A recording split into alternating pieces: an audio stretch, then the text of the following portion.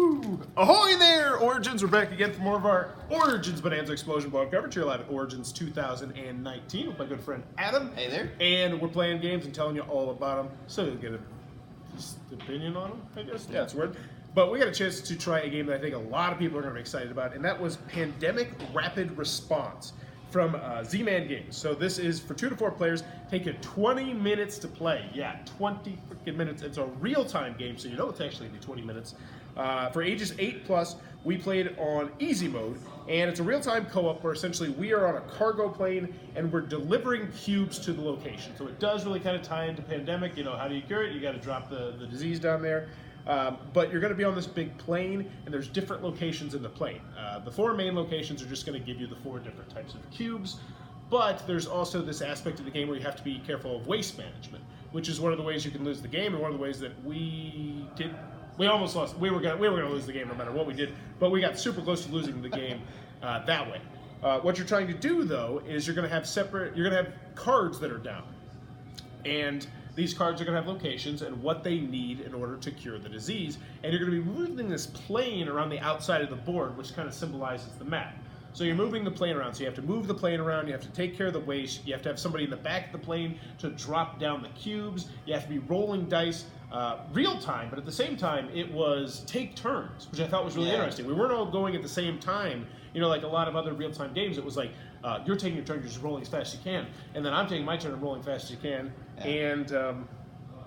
And being our first time, we did not work together well. Oh my gosh. And at one point, we were all in the very front of, every single one of us was in the very front of the plane. In the same room. And the one thing we needed to do was in the back of the plane. It so was had pretty one poor person planning. just been like, no guys, I'll hang out back here. Yeah. I liked this game. Oh, you still doing stuff? No, I was going to say about the actions. Sure. So on your turn, what you're going to do is you're going to roll dice, and then you can re-roll up to 2 times. So kind of King of Tokyo-esque aspect, keeping whatever you want, whatever you think is going to be necessary. The actions you can take, you can spend a dice to move from one room to the next in a plane. You can move your pawn, or you can place a die in a room if it requires cubes, and then you can use the room's effect. Oh, and you can move the plane with a plane die. So move yourself, move the plane, place die, or use room effects. So those were the actions you could take, but now go ahead. Also, everybody had special abilities that they could use. It's Pandemic, yep. So, really awesome. I want to play it over and over and over again and get good at it because we were awful. We got one play saved out of 5, and that was easy mode.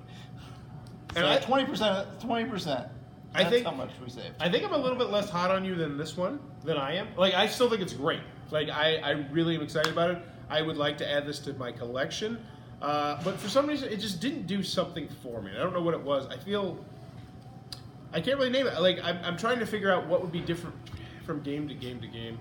But it's 20 minutes, it's real time. The communication is going to develop. That's huge. That's the thing. Yeah. It's like we didn't have the vocabulary of the game to say what we needed. And one big thing is, and he mentioned it to us at the end, what we need to be doing is you can just pass your turn. Yeah. And that's huge because we need to move the plane. That was our goal. We got to move the plane. We had a character who's really good at moving the plane. So what we could have done was just say, Ronnie pass, you pass, me pass, and we get back to Haley because she's great at moving the plane, and that would have probably bought us more time. Because as you rescue things, you can get more time. I did like how the timing system worked. Essentially, you have two minutes. Every 2 minutes, there's going to be a new city that becomes a problem, and you have to cure all the cities in order to win the game. And every time you cure a city, you get another 2 minutes of playtime. Which kind of feels like an old style racing game. You had to hit the checkpoint to get more time, which is actually kind of cool. Yeah, that is really awesome. I don't want to sell this. I think this is a great game. I just think you're a little bit hotter on it than I am. Like, I would like to add this to my collection. I think it would get played in my collection. I could definitely see this getting into my collection eventually. I think I'm probably going to sit it out until an expansion, though. I think that it's good enough without the expansion. I don't think that you've played it enough to really, That's a fair point. Think that, I think there's a lot to it that we haven't even explored because we only played it one time. I don't know if I'd go that far. Really? Okay, so we played a 4-player game. There's 7 symmetrical roles, so there's 3 roles we didn't see. Other than that, what changes? True. I think it's the people that you play with. Absolutely. I will say though, once you get to a certain level, I could see that adding someone new that doesn't know what they're doing would be a major problem. So I guess I would want to play this game over and over again with the same people and then never play it again.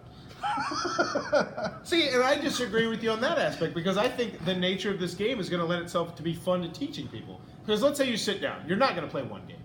Yeah, like true. if you bust this out at home, you're not playing one game. You're probably playing 2. Realistically, you're probably playing 3. That's going to be about an hour and 15 minutes, an hour and 20 minutes, and you got yourself a fun experience. Maybe do terrible the first time, a little bit better on the second time, maybe you win the third time, something like that.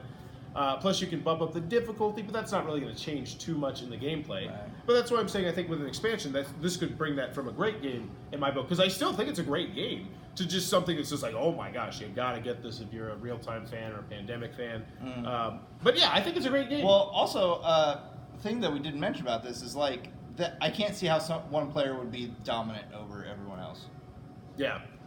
Because everybody's has their own thing to do, and you don't know what's going on with that person. Like you can't manage everyone all at once, and you can't really take that much time to explain to them why they should do the thing they should do, because that 2 minutes is ticking. Yeah. Like you taking 15 seconds to explain yourself is time that they're not rolling, and that's a waste of time. But either way, I feel like we both agree that this is a great game. Mm-hmm.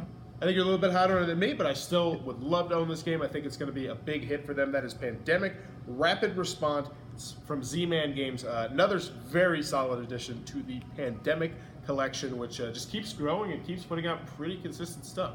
Except for that one where you had to beat the virus. Came out a couple of years ago. That was pretty, I haven't played a lot of the expansions. oh man, they're really good. We should play this. We should probably wrap this video up. Jump over to it. Please click on that subscribe button down below. If you want to support the channel, click on that little Amazon Associates link down below.